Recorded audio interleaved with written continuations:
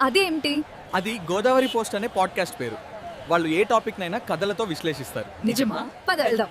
మన చేతిలో ఎంత శక్తివంతమైన టెక్నాలజీ ఉన్నా ముఖ్యమైన ఆలోచనలు చెయ్యాలంటే ఇప్పటికీ చాలామంది పెన్ను, పేపరే ఎందుకు వాడతారు? ఇది భలే పారాడాక్స్ కదా. సరే, ఈరోజు మనం ఒక డివైస్ గురించి మాట్లాడుకోబోతున్నాం. అది సరిగ్గా ఈ ప్రశ్నే తన వ్యాపారంగా మార్చుకుంది. మనం ఈ విశ్లేషణలోకి వెళ్లే ముందు ఒక ముఖ్య విషయం చెప్పాలి. దీనికి ఆధారం గోదావరి పోస్ట్లో వచ్చిన ఒక ఆర్టికల్.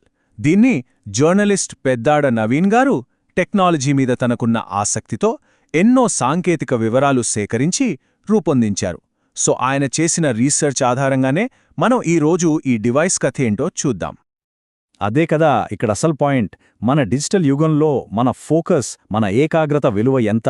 మన జేబుల్లో సూపర్ కంప్యూటర్లున్నాయి నిజమే, కానీ బ్రెయిన్ స్టామింగ్కి, సీరియస్ థింకింగ్కి వచ్చేసరికి చాలామంది ఇప్పటికీ పెన్ను పేపర్ వైపే చూస్తున్నారు. ఎందుకని? సరిగ్గా ఈ వైరుధ్యం నుంచే, ఈ పారాడాక్స్ నుంచే పేపర్ టాబ్లెట్ అనే ఒక కొత్త కేటగిరీ పుట్టింది. అంటే డిజిటల్ ప్రపంచంలో దొరికే సౌలభ్యం, పేపర్ ఇచ్చే ఏకాగ్రత, ఈ రెండింటినీ కలపడమే దీని లక్ష్యమన్నమాట. చూడండి, ఇక్కడ రెండు ప్రపంచాలున్నాయి. ఒకవైపు పేపరుంది. ఇది ఫోకస్ ఇస్తుంది, దాన్ని తాకితే ఒక ఫీల్ ఉంటుంది. అన్నింటికన్నా ముఖ్యంగా డిజిటల్ ప్రపంచంతో దీనికి సంబంధం లేదు. మరోవైపు డిజిటల్ డివైజులు. ఫీచర్లు అన్లిమిటెడ్, కానీ డిస్ట్రాక్షన్స్తో నిండిపోయుంటాయి. రీమార్కబుల్ ఫౌండర్ మ్యాగ్నస్ వాన్బర్గ్ 2013లో సరిగ్గా ఈ తేడానే గమనించారు. ఈ రెండింటి మధ్య ఉన్న గ్యాప్ను ఎలాగైనా పూడ్చాలననుకున్నారు. అయితే ఒక డిజిటల్ స్క్రీన్ మీద రాస్తుంటే అచ్చం పేపర్ మీద రాసిన ఫీల్ ఎలా తీసుకురావాలి? సమాధానం ఒక్క నంబర్లో దాగుంది. 21 మిల్లీసెకండ్లు. ఇదే ఆ మ్యాజిక్ నంబర్. అంటే మనం పెన్ స్క్రీన్ మీద పెట్టిన దగ్గర్నుంచి అక్షరం కనిపించడానికి పట్టే సమయం. ఈ లేటెన్సీ అంటే ఈ ఆలస్యం ఎంత తక్కువుంటే అంత సహజంగా ఉంటుంది. రీమార్కబుల్ వాళ్ళు దీన్ని కేవలం 21 మిల్లీసెకండ్లకు తగ్గించి స్లో ఇంక్ ప్రాబ్లంను సాల్వ్ చేసేశారు. దీనివల్ల మన ఆలోచనకు, స్క్రీన్ మీద కనిపించే అక్షరానికి మధ్య ఎలాంటి గ్యాప్ ఉండదు. అచ్చం పేపర్ మీద రాసినట్టే ఉంటుంది. వాళ్ల ప్రయాణం చూస్తే ఈ విషయం మనకు స్పష్టంగా అర్థమవుతుంది.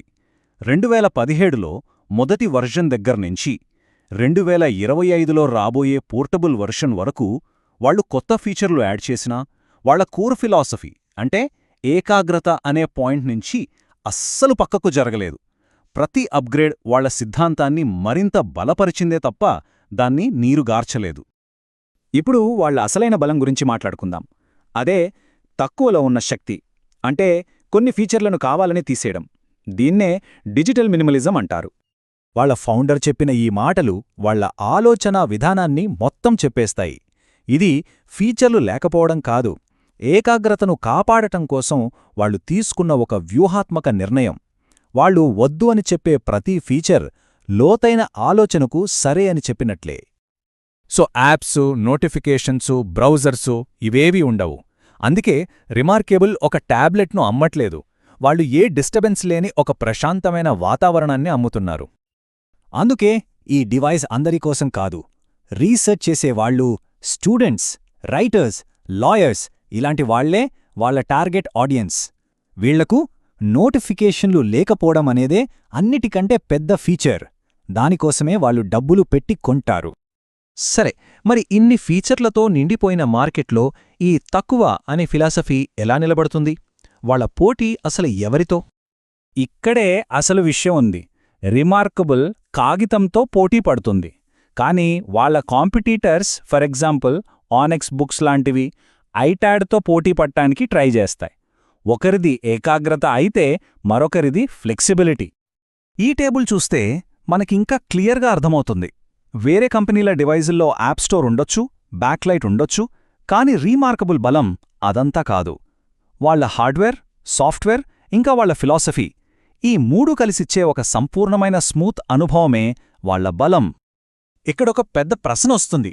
ప్రపంచమంతా టైపింగ్ వైపు వెళ్తుంటే చేతిరాత మీద ఆధారపడ్డ ఈ బిజినెస్ మోడల్ ప్రవాహానికి ఎదురీదడం లాంటిది కాదా? ఆశ్చర్యంగా సమాధానం కాదు. మనం టెక్నాలజీ ప్రవాహంలో టైపింగ్ వైపు వెళ్తున్నట్టు అనిపించినా సైన్స్లో ఒక బలమైన ఎదురు ప్రవాహం మొదలైంది. చేతితో రాయడం వల్ల మన బ్రెయిన్లో కాంప్లెక్స్ కనెక్షన్లు ఏర్పడతాయని, అది జ్ఞాపక శక్తికి చాలా కీలకమని కొత్త రీసెర్చ్లు చెప్తున్నాయి. అందుకే అమెరికాలో చాలా స్టేట్స్ స్కూల్స్లో మళ్లీ కర్సివ్ రైటింగ్ను కంపల్సరీ చేస్తున్నాయి. ఈ సైంటిఫిక్ బ్యాకింగ్ వాళ్ల సేల్స్లో స్పష్టంగా కనిపిస్తోంది. మొదటి 10 లక్షల యూనిట్లు అమ్మడానికి వాళ్లకు 4.5 ఏళ్లు పడితే, ఆ తర్వాత 10 లక్షల యూనిట్లు కేవలం ఏడాదిన్నరలోనే అమ్మేశారు. అంటే 3 రెట్లు వేగంగా. ఇదేదో చిన్న కంపెనీ కాదు. 2023లో వాళ్ల ఆపరేటింగ్ ప్రాఫిట్ దాదాపు $29 మిలియన్. ఏకాగ్రత అనేది ఎంత లాభదాయకమైన బిజినెస్ మోడలో చెప్పడానికి ఇంతకన్నా ఏం కావాలి? ఈ విజయంతో వాళ్ళు ఇండియా లాంటి కొత్త మార్కెట్లోకి అడుగుపెడుతున్నారు. ఇండియాలో లాంచ్ చేయడానికి వాళ్ళు అమెజాన్తో పార్ట్నర్ అవ్వడం చాలా తెలివైన స్టెప్. ఎందుకంటే ఇక్కడుండే ఇంపోర్ట్ రూల్స్, సర్టిఫికేషన్స్ లాంటి తలనొప్పులన్నీ అమెజాన్ చూసుకుంటుంది. మరి ఇండియాలో ధర ఎందుకు అంతెక్కువ? ఈ టేబుల్ చూస్తే ఆ డౌట్ క్లియర్ అవుతుంది. అమెరికా ధరతో పోలిస్తే ఇక్కడ సుమారు $10,700 ఎక్కువ. కానీ ఆ పెరిగిన మొత్తంలో ఎక్కువ భాగం కస్టమ్స్ డ్యూటీ, జీఎస్టీ లాంటి పన్నులే. కంపెనీ ఎక్కువ లాభం తీసుకుంటున్నందువల్ల కాదు. సో ఫైనల్గా చెప్పాలంటే రిమార్కబుల్ టెక్నాలజీ ప్రవాహానికి ఎదురీదడం లేదు. వాళ్ళు అందరూ పట్టించుకొని ఒక లోతైన ప్రవాహాన్ని పట్టుకున్నారు. అదే ఫోకస్, డీప్ వర్క్ కోసం మనుషులకుండే సహజమైన అవసరం. మరిప్పుడు మనల్ని మనం ఒక ప్రశ్న అడుక్కోవాలి. మన చుట్టూ డిజిటల్ గోల పెరిగిపోతున్న ఈ రోజుల్లో మనకు ప్రశాంతతను, నిశ్శబ్దాన్ని ఇచ్చే టెక్నాలజీనే అన్నింటికన్నా విలువైందిగా మారుతుందా? బహుశా టెక్నాలజీ భవిష్యత్తు అంటే కొత్త ఫీచర్లు యాడ్ చేయడం కాదు, అనవసరమైన వాటిని తెలివిగా తీసేయడమేనేమో.